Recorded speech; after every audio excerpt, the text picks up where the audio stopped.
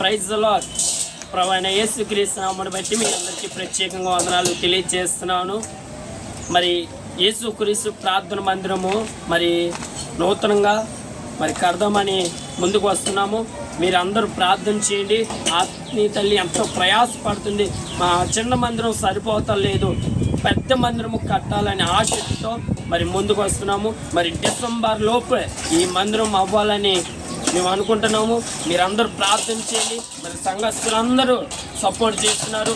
మీరు కూడా మరి సపోర్ట్ చేయాల్సిందిగా తెలియజేస్తున్నారు. ఎవరికైనా దేవుడు పని చేయాలి, దేవుడి సేవ ఇంకా అభివృద్ధి పరచాలని ఆశ ఎత్తుకున్నవారు మీ సపోర్ట్ మాకెంతో ముఖ్యం. అలాగే మరి ముఖ్యంగా మీ ప్రార్థన కూడా మాకెంతో ముఖ్యము. అయితే ఈ సమయంలో కొన్ని విషయాలు ఆత్మీయ తల్లి మాట్లాడుతుంది, మీకు బిద్దాం.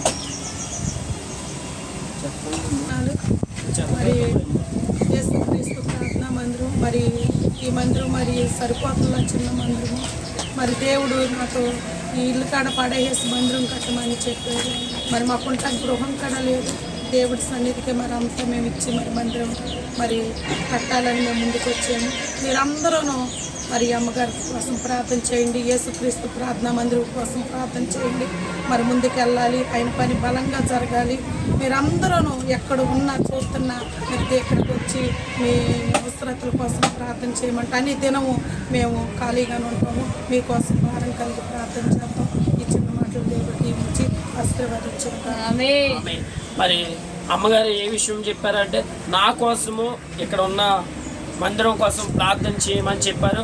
మనం భారంగా మన కుటుంబంలో మన సంఘంలో కలిసి మరి ప్రార్థన చేద్దాము. అలాగే టీం బ్రదర్స్కి, అలాగే మా టీం బ్రదర్స్కి, ఈ గ్రామ ప్రజలకి ప్రతి ఒక్కరిని నేను అడిగేది ఒకటే, మీరందరూ ప్రార్థన చేయండి. మనం అందరూ ప్రార్థన దేవుడు ఆలకించి ఇక్కడ కార్యాలు చేస్తాడు.